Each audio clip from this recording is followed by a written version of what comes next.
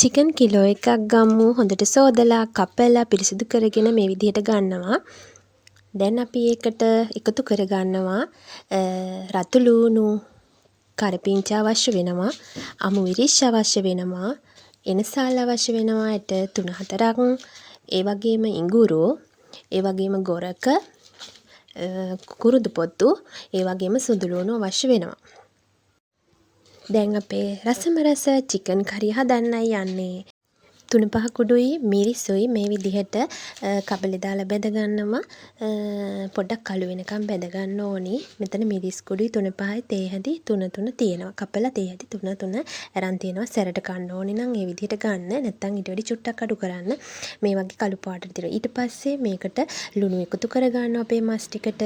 කහ සුවල්පයක් එකතු කරගන්නවා. ගම්මිරිස් එකතු කරගන්නවා. ගම්මිරිස් සැරට කන්න කැමති නම් පොඩ්ඩක් වැඩිපුර එකතු කරගන්නවා. නැත්නම් තේන්දි 2ක් විතර තමයි ගම්මිරිස් එකතු කරගන්නේ. දැන් අපි මේ මිශ්‍රණයට අර අපි බැදගත්තු 3-5 සහ මිරිස් ටිකක් කළු වෙනකන් තමයි ඒක බැදගන්නේ. කර වෙලාම යන්න දෙන්න එපා. දැන් ඒක අපි මේ මස් ටිකට එකතු කරගන්නවා.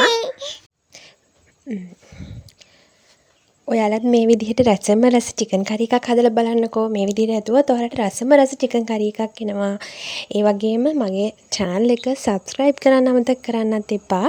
දැන් අපි හොඳට මේ ටික කලවම් කරගන්නවා.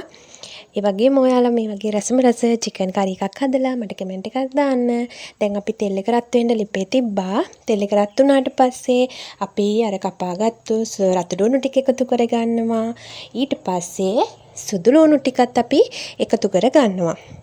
ඊට පස්සේ අපි අර සියලුම කුළුණු බදු ටික කුරුඳු, කරපිංච, අමු මිරිස්, ගොරක ටික නම් එකතු කරගන්නේ අර මස් එක අපි කලින් මිශ්‍ර කරලා තියාගත්ත මිශ්‍රණයට තමයි ගොරක ටික දාන්නේ. මේ තෙලට දාන්නේ නෑ ගොරක ටික.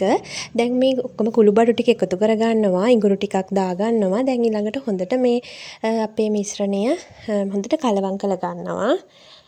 තෙලේ රන්වන් පාට වෙනතුරු බෙද ගන්න ඕනි. රන්වන් පාට වෙලා පොඩ්ඩක් සුවඳ එනකොට තමයි අපේ හදාගත්ත මස් ටික මෙන්න මේකට එකතු කරගන්නේ. අපි දැන් හොඳින් බැද ගන්නවා.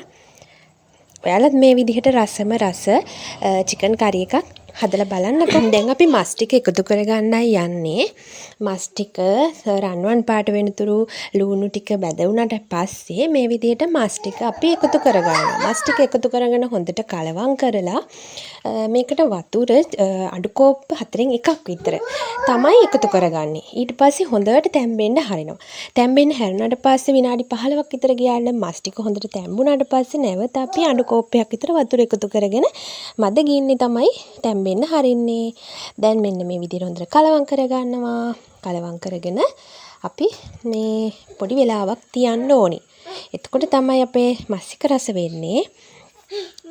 දැන් අපි මෙන්න මෙහෙම වතුර පොඩ්ඩක් මිශ්‍ර කරගන්න යන්නේ. පොඩි ප්‍රමාණයක් මිශ්‍ර කරලා ඔයාලත් හදලා බලන්නකෝ. රසම රසයි මේ විදිහට. දැන් අපි හොඳයි මෙහෙම තමයි අපේ මස් කරි එක හදාගන්නේ. දැන් අපේ ඉදුණට පස්සේ මෙන්න මේ විදිහට මස් කරි එක එනවා. දැන් අපි මේකට ඊට පස්සේ තමයි එකතු කරගන්නේ වතුර. අඩු කෝප්පයක් එකතු කරගන්න කියලා මම කලින් කිව්වනේ. අඩු කෝප්පයක් එකතු කරගන්නවා. ඊට පස්සේ ඒ වතුරනොත් හොඳට මස් එක තැම්බෙන්න හරිනවා. ඇරලා ඉවර වෙලයි අපේ මස් එක පිළිගන්නවන්න පුළුවන්. ඔයාලත් මේ මස් කරි එක රසයිද කියලා හදලා බලලා මට කමෙන්ට් එකක් දාන්න. මේ විදිහට හදලා බලන්නකෝ. හරිම රසයි. ගිහින් එන්නම්. සුබ දවසක් ඔයාලට.